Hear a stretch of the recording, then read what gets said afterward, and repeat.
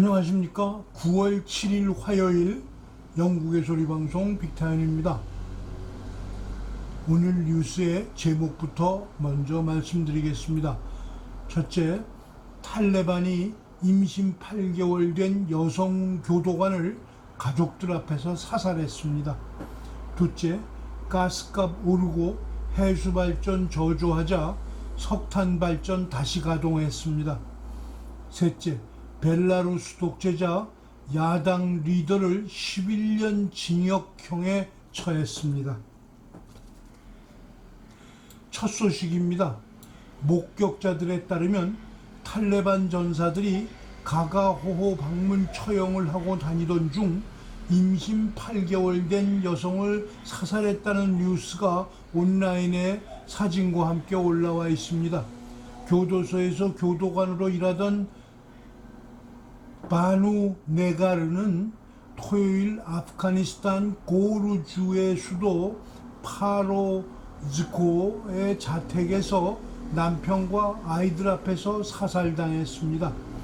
목격자들은 아랍어를 구사하는 총격범 3명이 집에 도착해 수색한 후 가족들을 묻고 엄마를 총살하기 전에 얼굴을 잔인하게 훼손한 후 사형을 집행했다고 주장했습니다.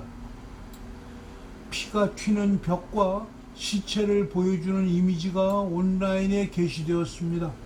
그러나 탈레반은 사건의 진상을 묻는 BBC의 자비우라 무자히드 대변인은 우리는 이 사건을 알고 있으며 조사가 진행 중이지만 탈레반이 그녀를 죽이지는 않았고 그녀의 죽음이 개인적 적대감으로 인한 것이라고 주장했습니다. 이어서 그는 탈레반은 전 행정부에서 일하던 사람들에 대한 사면을 발표했다고 덧붙였습니다. 그러나 목격자들은 탈레반 전사들이 아직도 전직 아프가니스탄 보안군과 서방 동맹군을 사냥하고 있다고 주장합니다.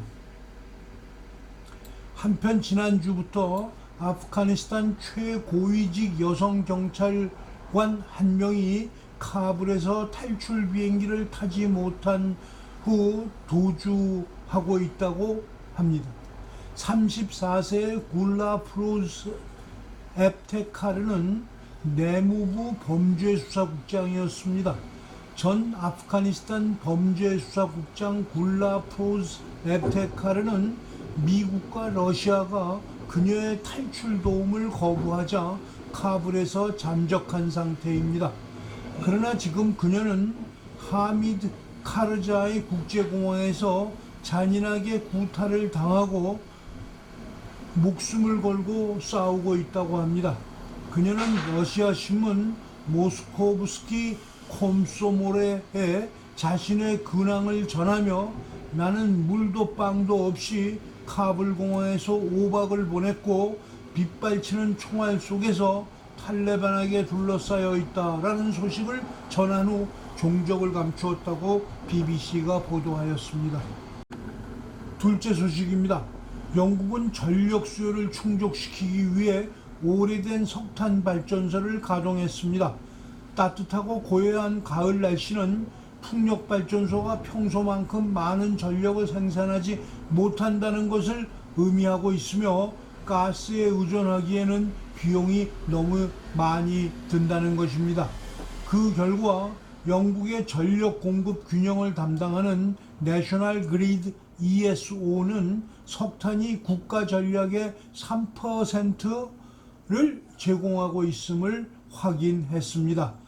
내셔널 그리드 ESO 대변인은 8월 중순에 3일간의 석탄 없는 가동이 있었다고 말했습니다. 그러나 그 이후로도 국가는 매일 약간의 석탄 발전에 의존해 오고 있습니다. 작년에 석탄은 국가 전력 믹스의 1.6%를 차지했습니다. 이는 5년 전의 25%에 비하면 많이 감소한 것은 사실입니다. 정부와 내셔널 그리드 ESO는 탄소 배출량을 줄이기 위해 2024년까지 석탄 발전을 완전히 단계적으로 중단하기로 약속했습니다. 그러나 올여름 가스 가격이 사상 최고치를 기록하면서 수요를 충족시키기 위해 더 많은 석탄이 태워졌습니다. 로이터 통신에 따르면 유럽 전역에서 아시아 지역의 가스 생산 부족과 수요 증가로 가스 비용이 사상 최고 수준으로 올랐다고 보도했습니다. 내셔널 그리드 대변인은 전력 시스템의 균형을 맞출 때 발전 유형을 기준으로 하지 않고 경제적인 순서로 조치를 취하고 있다고 말했습니다. 시스템 조건에 따라 일부 전원은 다른 전원보다 균형 요구사항을 더 잘 충족할 수 있으므로 안전하고 안전한 시스템 작동을 보장하는 가장 비용 효율적인 솔루션을 찾을 것입니다. 라고 말했습니다. 원자력 산업협회는 또 다른 석탄 발전소를 가동하기로 한 결정이 새로운 원자력 발전소에 대한 투자의 시급한 필요성을 강조했다고 말하고 있습니다. 무역기구의 톰 그레이들렉스 최고 경영자는 그렇지 않으면 대안으로 석탄을 계속 태우고 순제로 목표에 크게 미치지 못할 것이라고 말했습니다. 셋째 소식입니다. 벨라루시아 법원은 야당 지도자이자 국가 독재자의 반대자인 마리아 콜레스니카바에게 11년형을 선고하고 투옥했습니다. 야당 조정위원회 지도자인 콜레스니카바는 지난해 수만 명의 벨라루시아인들이 거리로 나온 국가 현대사 최대 규모의 시위를 주도하기 위해 단결했던 3명의 여성 중 1명이었습니다. 콜레스니카바는 지난해 9월 체포되어 국경으로 끌려갔고 그곳에서 출국하라는 명령을 받았습니다. 그러나 그녀는 그곳에서 여권을 찍고 제3국 망명보다는 국내에 남아 재판을 받을 것을 자처했던 것으로 알려졌고 그 재판의 결과가 11년 징역으로 나온 것입니다. 그녀는 국가 전복 대한 음모, 국가 안보를 손상시키는 행동을 하고 미디어와 인터넷을 사용하여 국가 안보를 손상시키는 행동을 저지른 혐의로 기소되었습니다. 같은 법원 청문회에서 야당 지도부의 또 다른 구성원인 변호사 막심 즈낙도 비슷한 혐의로 10년형을 선고받았습니다. 그는 자신에 대한 혐의에 항의하기 위해 재판을 기다리는 동안 단식 투쟁을 벌여오기도 했습니다. 루카센코에 맞서 대선에 출마한 야당 지도자 스비아틀라나 치카누스카야는 우리는 아무 죄도 없는 마리아와 막심의 즉각적인 석방을 요구한다고 적었습니다. 그녀는 현재 리투아니아에 거주하고 있으며 체포되지 않고는 벨라루스로 돌아갈 수 없습니다. 민스크에서 열린 월요일 법원 청문회 영상에는 일반적으로 수족관이라고 불리는 피고용인 유리 케이지에 콜레스니카바와 즈낙이 서 있는 모습이 담겨 있습니다. 수갑을 차고 있는 콜레스니카바는 기자들이 사진을 찍고 지난해 반 루카센코 시위의 상징인 하트 기호를 손으로 번쩍이며 미소를 지었습니다. 루카센코는 탄압이 2년차에 접어들면서 정권의 반대자들을 처벌하기 위해 최근 몇 달간 극도의 방법들이 사용되고 있습니다. 지난 5월 정부는 야당 기자이자 블로거인 로만 프로타세비치를 태운 라이안 에어 여객기를 폭탄이 실려 있다며 민스크 공항에 강제 착륙시켰습니다.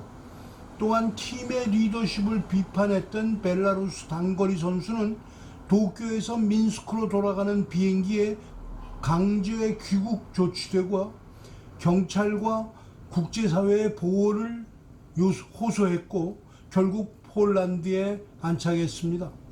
한편 벨라루스에서는 야당 정치인, 변호사, 언론인 및 기타 시민사회 구성원을 포함하여 수백 명의 사람들이 체포되었습니다. 의료 및 호스피스 치료를 제공하는 NGO를 포함한 수십 개의 NGO는 루카셴코가 불충한 조직의 숙청을 수행함에 따라 폐쇄되었습니다. 한국의 독재는 어떻게 진행되고 있는 건가요? 수백 명이 4년 전부터 감옥에 있습니다. 국가를 위해 성실하게 살아온 공무원들을 감옥에 보낸 악역의 주인공이 어느 순간 자신을 임명한 독재 정권에 반대 목소리를 내더니 보수주의자인 척 돌변하면서 야당의 차기 대통령 후보로 1순위로 들어섰습니다. 그가 당선하리라고는 믿지는 않습니다만 만에 하나 당선한다면 독재 정권의 진수는 이어져 내려감으로써 사실상 일당 독재의 형태로 바뀔 수도 있는 위기에 처해 있다고는 생각되지 않으시나요? 시청해 주셔서 감사합니다. 오늘 방송을 마치겠습니다. 내일 다시 뵙겠습니다.